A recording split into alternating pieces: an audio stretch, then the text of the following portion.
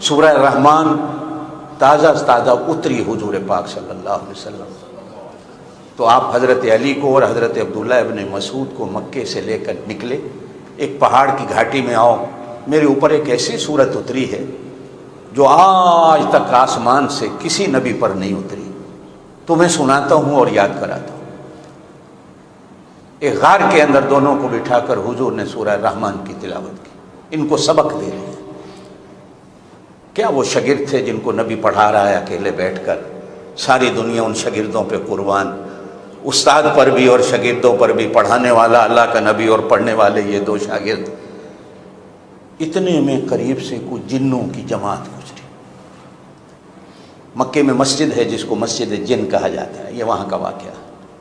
یہ پہاڑ تھا، کبھی پہاڑ کے اندر یہ غار تھی جہاں پہ مسجد۔ جن سورہ رحمان کو سن کر کھڑے ہو گئے۔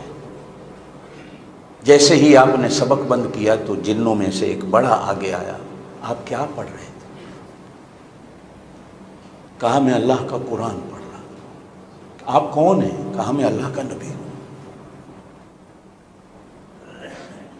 آپ کا نام؟ کہا محمد الرسول اللہ۔ زور سے کہہ دو، زور سے کہہ دو۔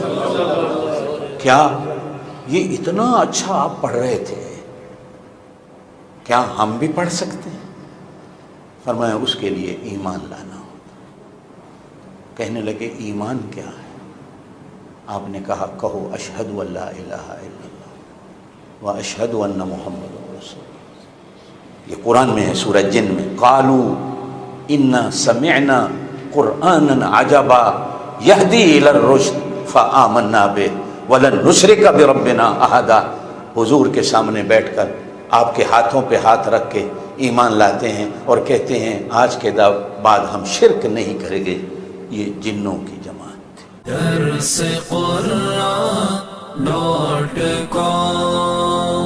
www.darsequran.com